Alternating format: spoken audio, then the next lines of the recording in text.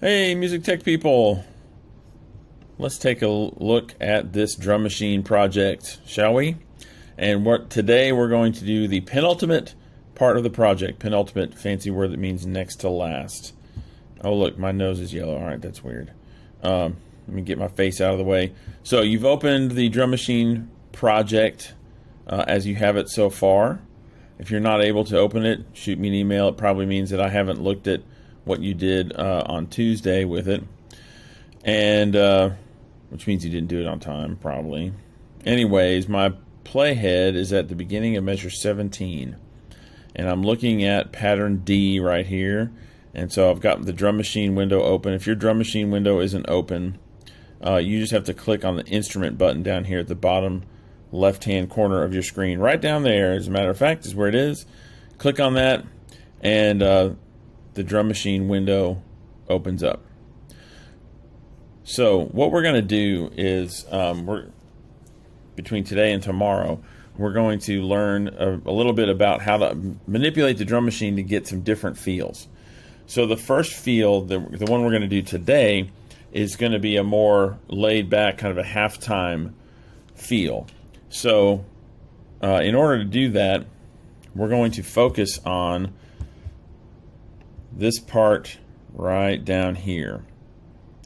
All right, and right down here what we have is, this is on count 1. This would be the and of 1 in the middle of between beat 1 and beat 2.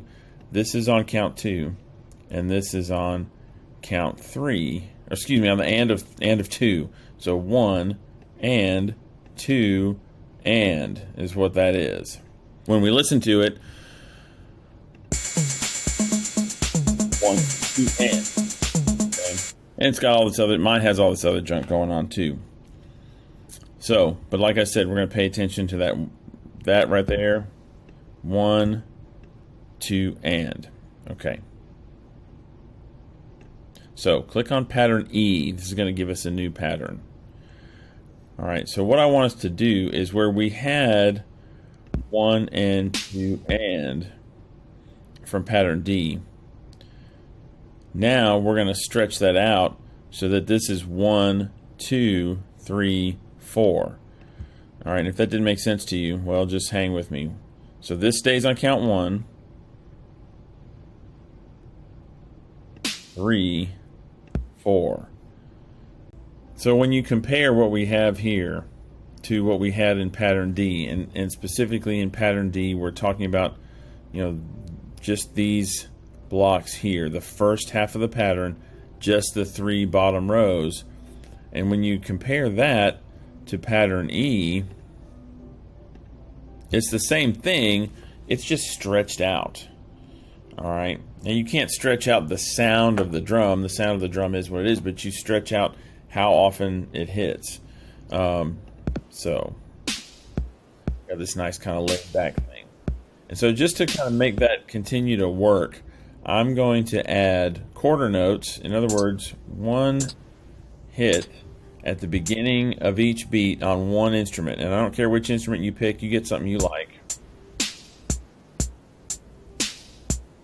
Okay, and if you don't like the sound of that, pick something else. Oh, that's terrible. I'm going to put it back where it was. Or maybe a crash cymbal would be good. Yeah, okay. And then don't forget too, let me move my head out of the way here, but if you don't like the sound of any of it, whoops, got a big head all of a sudden. If you don't like the sound of any of it, just look right down below here. You can change the sound of the whole drum kit.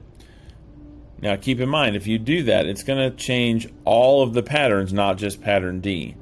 All right, so if you want to change just pattern D, there's a way to do that, and we'll talk about that later. So for right now, just kind of pick one that's going to work for everything. So take a moment and make sure that your pattern looks exactly like mine right there. All right, so once you're set with that, then we're going to click the Add E button down here, and that adds the pattern in, just like we learned with pattern C and D. All right, and we're going to do something a little different on this. We only want 3 measures, so slide that over. We got 1 measure, 2 measures, 3 measures, so it's going to go to the beginning of measure 20. All right, and then click your playhead over there to measure 20. And now we need pattern F. And we're going to get that same basic idea that I had before. Okay, it's the same thing as pattern E, right? And all I want you to do is just add something else right in the middle on those beats right there, like. Okay. I didn't really like that one. Maybe I'm going to do. Whoops. Yeah. Yeah, I like that. So you see what I did? I just worked my way down, starting on count 3, the end of count 3, count 4, and the end of count 4. And you could even make it do something like that instead. You could even do something like this.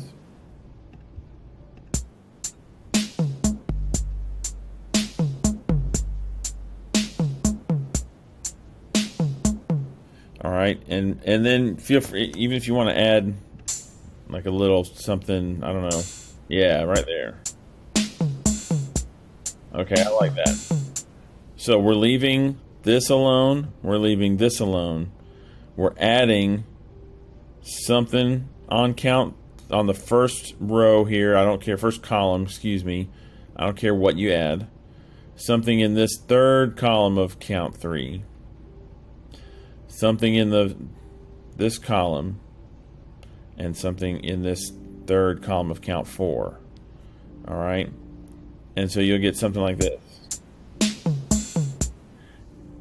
Okay, so pause the video and make yours look similar, but not exactly like that.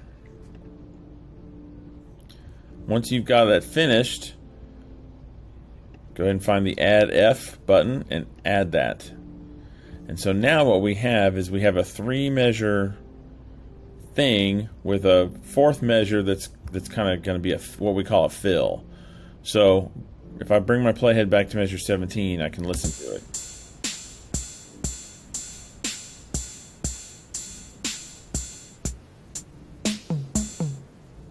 So the last thing we're going to do then is we want this whole pattern. We got a 3-bar pattern plus the 4th bar, 3 measures of E plus a measure of F. We want to make it 8 measures. So here's how we're going to do that. Click on E so it's lit up, and you can either use your fingers on the keyboard down here and hit Control C. That's the way I like to do it. Or you can do a 2-finger tap on your track touchpad, the mouse thingy, and hit copy. Or if you have an actual mouse, use your right click and again copy. Then move your playhead over to measure 21, the 2-finger tap bit, and hit paste. Or you could have used Control V as your keyboard shortcut there. And now we're going to do the same thing for pattern F. Click pattern F, it's just 1 bar this time. Control C. Or, like I said before, 2-finger tap, copy. Make sure your playhead is at measure 24, 2-finger tap, paste, or just use Control V on your keyboard.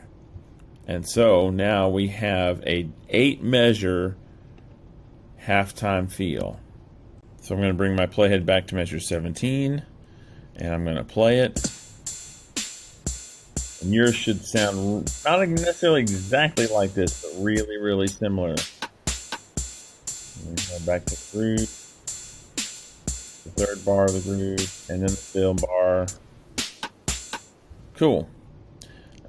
So that is kind of the technique that we would use if we wanted something to lay back into a groove. And tomorrow we're going to talk about what we would do to make it push forward. So once you have exactly like this, there's no other extra loops or anything, just these 8 bars of drum stuff. Save, and then that green submit button, and cool.